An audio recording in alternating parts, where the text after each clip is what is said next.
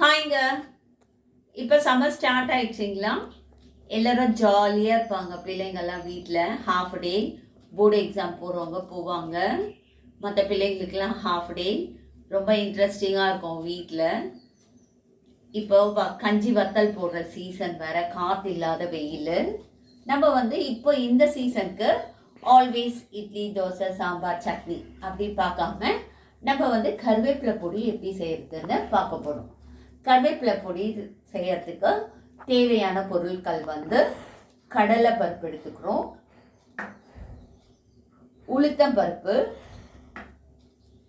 வேர்க்கடலை நல்லா வறுத்து பொன்னிறமாக வறுத்து இந்த மாதிரி தோலெல்லாம் எடுத்து க்ளீன் பண்ணி வச்சுக்கிறோம். தேவையான அளவுக்கு பெருங்காயம். நாங்கள் கட்டி பெருங்காயம் யூஸ் பண்ணுறோம். உங்களுக்கு வேணும்னா நீங்கள் தூள் பெருங்காயம் யூஸ் பண்ணிக்கலாம். அப்புறம் தேவையான அளவு ஜீரகம் எடுத்துக்கிறோங்க.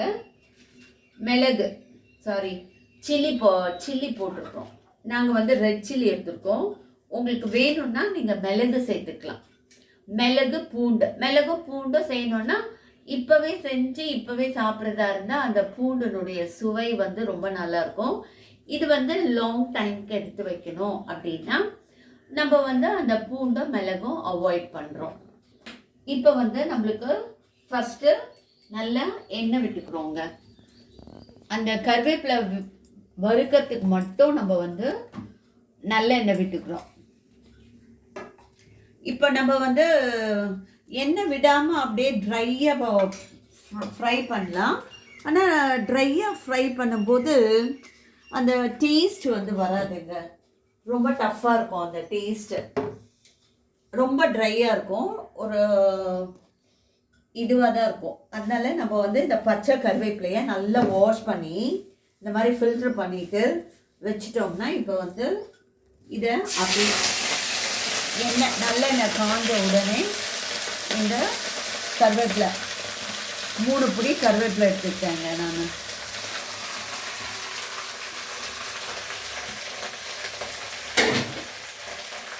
இந்த 3 பிடி கருவேப்பிலையை நல்லா இப்படி எண்ணெயில் வதக்கணும்.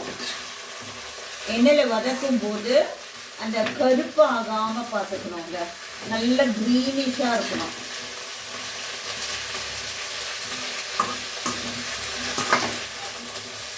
நல்ல ஒரு 3 to 4 minutes இந்த மாதிரி நல்லா வதக்குனீங்கன்னா ரொம்ப நல்லா இருக்கும்.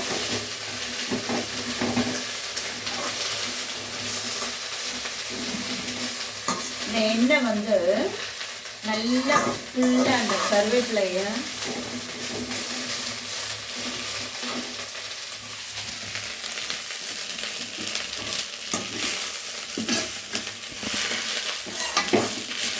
இதில் இருக்க அந்த ஈரப்பதம் எல்லாம் போயிட்டோம். நம்ம ஃபில்டர் பண்ணதில் சில பேர் நல்லா காய வச்சே பண்ணுவாங்க. நம்ம கருவேப்பிலையை காய வைக்கிறதில்ல, வாஷ் பண்ணி அந்த வாட்டர் ட்ரை பண்ணிவிட்டு அப்படியே தான் பண்ணுறோம்.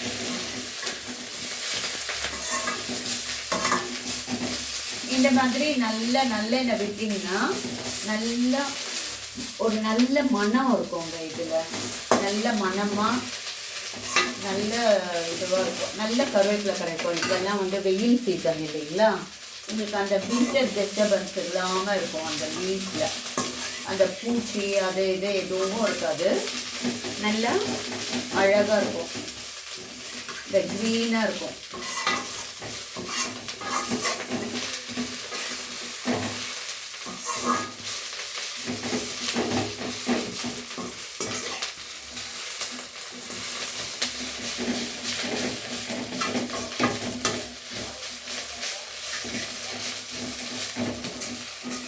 இந்த மாதிரி விடாமல் நல்லா வறுக்கணுங்க. கீரையில் மேலே கீரை நல்லா விடாமல் வறுத்தீங்கன்னா நல்லா உதிரியாக நல்லா இதுவாக இருக்கும் உங்களுக்கு. இந்த கருவேப்பிலையனுடைய இது ஒரு மருத்துவ குணம் உடையது. இது நம்ம சாப்பிட்டோம்னா நம்ம ஹேர்லாம் நல்ல பிளாக்காக இருக்கும். நல்ல அயன் கண்டென்ட் லீஃப் இல்லைங்களா, நல்லா இருக்கும். நீங்கள் வந்து கருவேப்பிலையை சூஸ் பண்ணுறதை பொறுத்து இருக்குங்க. நல்ல டெண்டராக இருக்கிற கருவேப்பிலையை நம்ம யூஸ் பண்ணோம். ரொம்ப நாள் கருவேப்பிலை யூஸ் பண்ண வேண்டாம். நல்லா டெண்டராக அழகாக ஃப்ரெஷ்ஷாக இருக்கிற கருவேப்பிலை எடுத்து யூஸ் பண்ணலாம்.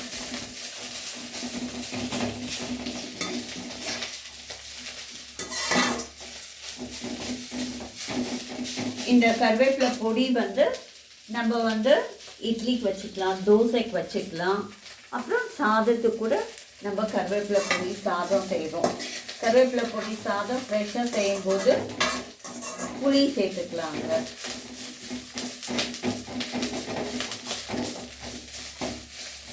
இப்போ இது வந்து நம்ம ட்ரை பண்ணி எடுத்துக்கிறோம். அதனால நம்ம வந்து புளியும்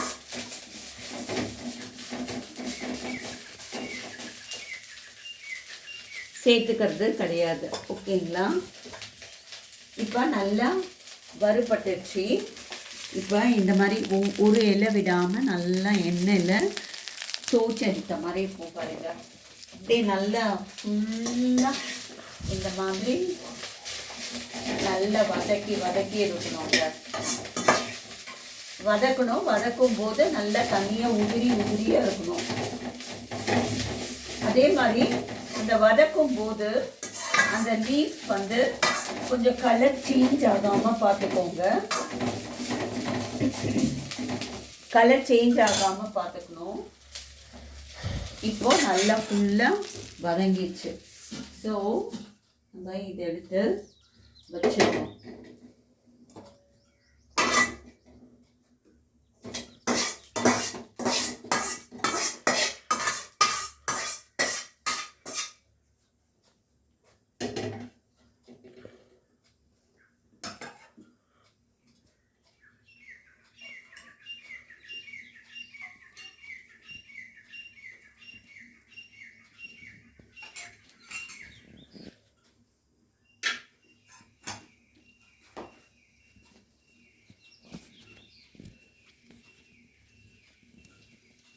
இப்போ இந்த எண்ணெய் விட்டு இந்த பெருங்காயம் வந்து நல்லா வறுத்துக்கிறோங்க. நல்லா இந்த எண்ணெயில் பொரியணும். பெருங்காயம் பொரிஞ்சு நல்லா பெருசாக வரணும்.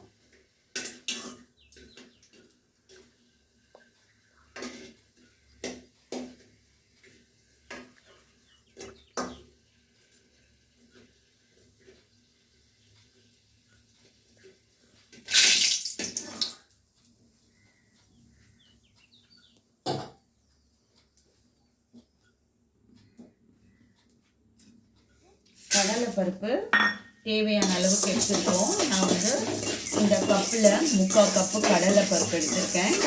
நல்ல பொன்னிறமாக இப்படி வறுத்துக்கலாம்.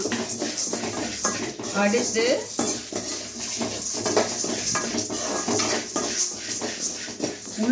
உளுத்தம்பருப்பு, அதுவும் நாங்கள் வந்து ஒரு 3/4 கப்பு எடுத்துருக்கோம். 3/4 கப்பு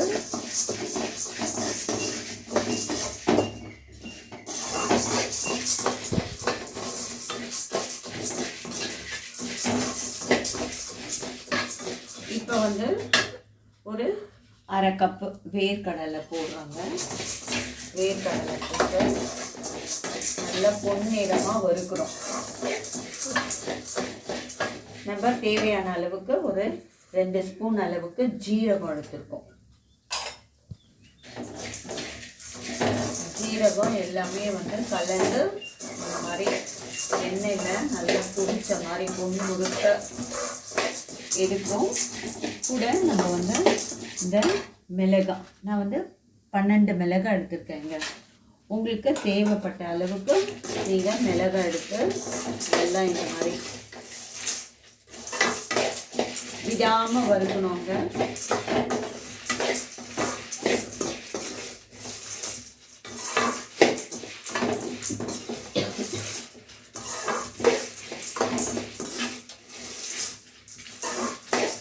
இந்த மாதிரி விடாமல் வறுத்து பொன்னிறா வரைக்கும் வறுக்கணும்.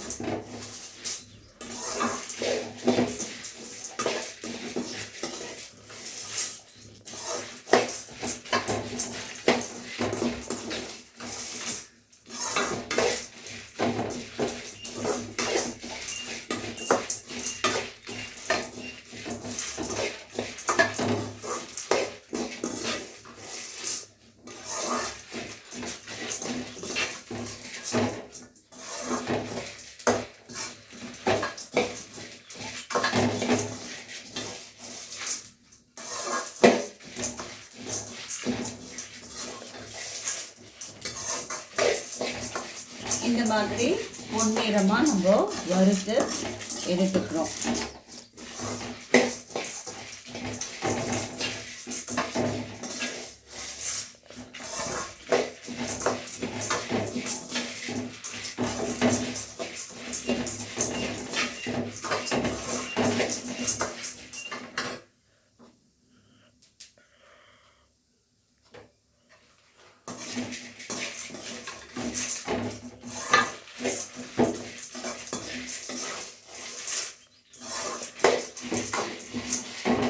இந்த மாதிரி விடாமல் வறுக்கணுங்க. வறுத்துட்டு நல்ல பொன்னிறமாக ஆற வரைக்கும் நல்லா வறுத்து எடுக்கணும். ஒரு பருப்பும் நல்லா வறுபடணும். நல்லா கோல்டு ப்ரௌன் ஆகணுங்க. அப்போ தான் நல்லா சாப்பிட்றதுக்கு டேஸ்ட் வரும்.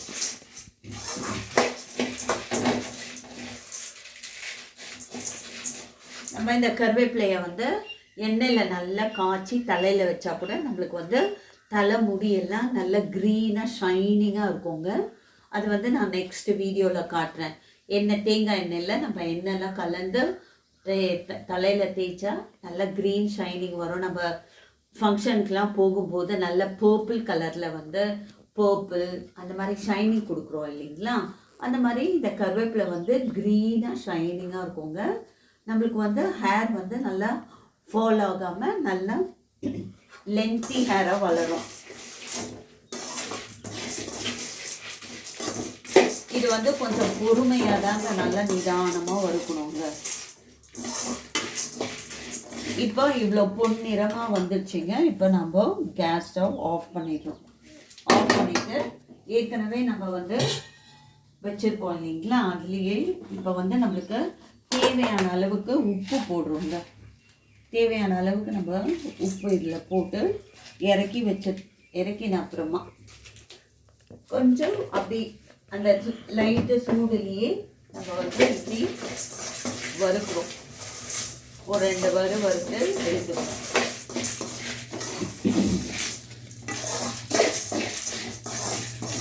தேவையான அளவுக்கு உப்பு போட்டுக்கிறோம். பெருங்காயம் போட்டிருக்கோம். இப்போ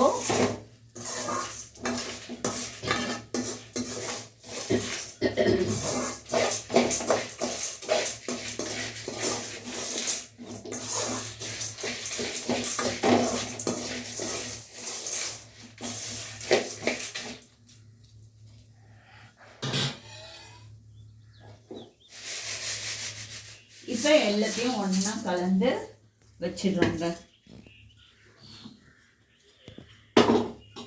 இப்போ இது வந்து நல்லா ஆற விடணுங்க. நல்லா ஆற விட்டு இப்படி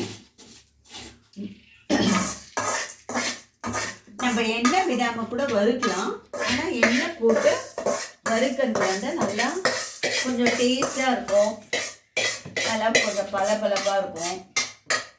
ரொம்ப ட்ரையாக இல்லாமல் கொஞ்சம் வெட்டாக நல்லா சாப்பிட்றதுக்கு நம்ம வந்து எண்ணெய் விட்டு வறுக்கிறோங்க. இதை நல்லா ஆற விட்டு நல்லா பொடி பண்ணி நம்ம எடுத்து வச்சுக்கலாங்க. இப்போ நம்ம தேவையான அளவெல்லாம் பார்த்துக்கிட்டோம், ஆற வச்சுருக்கோம். நம்ம நெக்ஸ்ட்டு வந்து பார்ட் 2ல் பார்க்கலாங்க.